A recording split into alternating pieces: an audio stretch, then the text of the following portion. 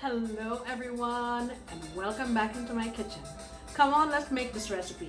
Hey guys, so to start off, I have here 1 pound of 80/20 beef that I'm going to be browning up in my pan, and I'm going to show you the rest of my ingredients. Come on. Guys, so I've browned off my meat back here and drained off the fat, and I wouldn't be a West Indian if I didn't add lime juice or vinegar in here. So I'm going in with a couple of caps, 1, 2, and that just kind of helps to kill any sort of gamey flavor that's in the meat. For my salt, I'm using, chicken bouillon. I'm gonna say about 2 teaspoons. Garlic powder, couple teaspoons. Of course, you can put as much or as little as your family would like. Onion powder,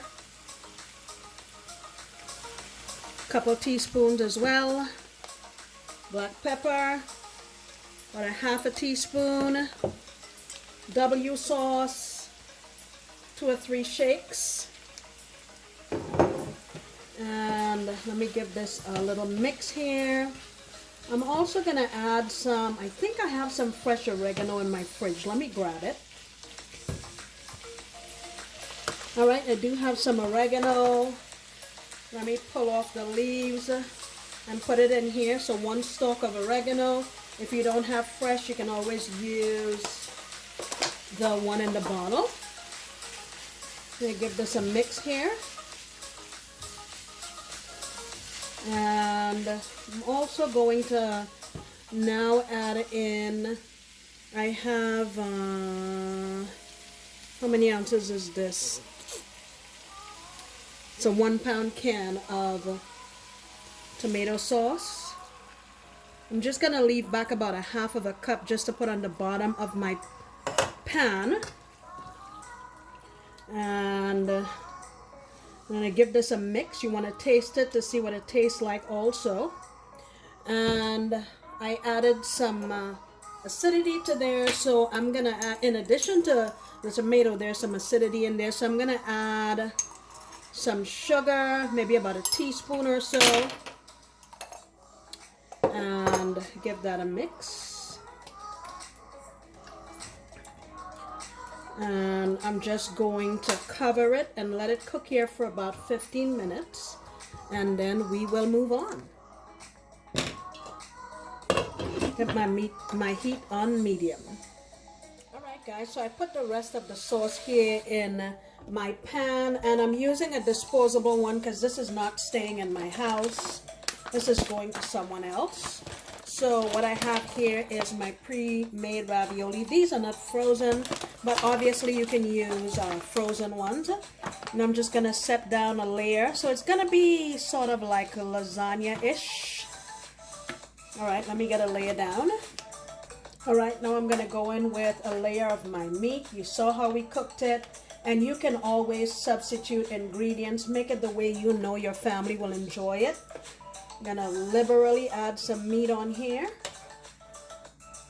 And spread that out. Okay, we have enough for another layer. And to make it easy, I just purchased some Alfredo sauce from my local grocery store. And it's kind of cold, so it looks a little chunky, but I'm going to put that on here.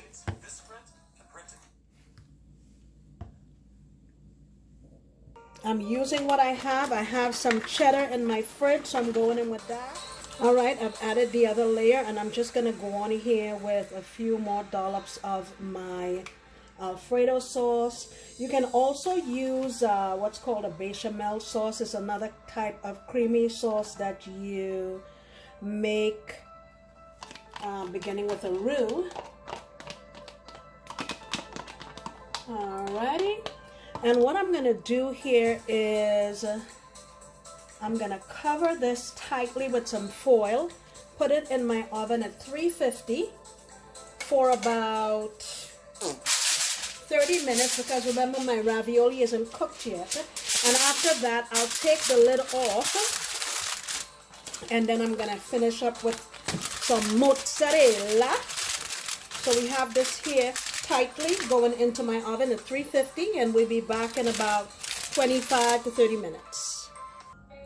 Alright guys, so this was in my oven covered for 40 minutes.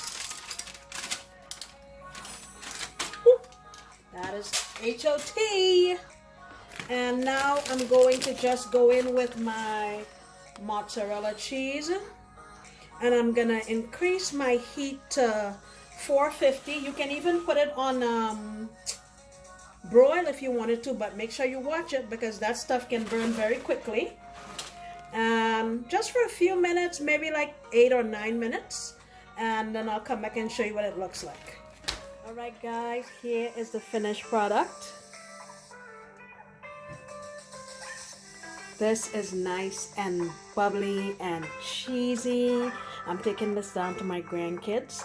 I know they're gonna love it. I would recommend letting this cool down and set maybe for about 15 minutes before you cut into it. And I think your kids are gonna love it. Serve it with a side salad, some garlic bread, or just by itself because it's gonna be absolutely delicious. Thank you so much for coming back into my kitchen. I sincerely appreciate you, and I hope you come back next time when I promise to make another delicious recipe. Bye.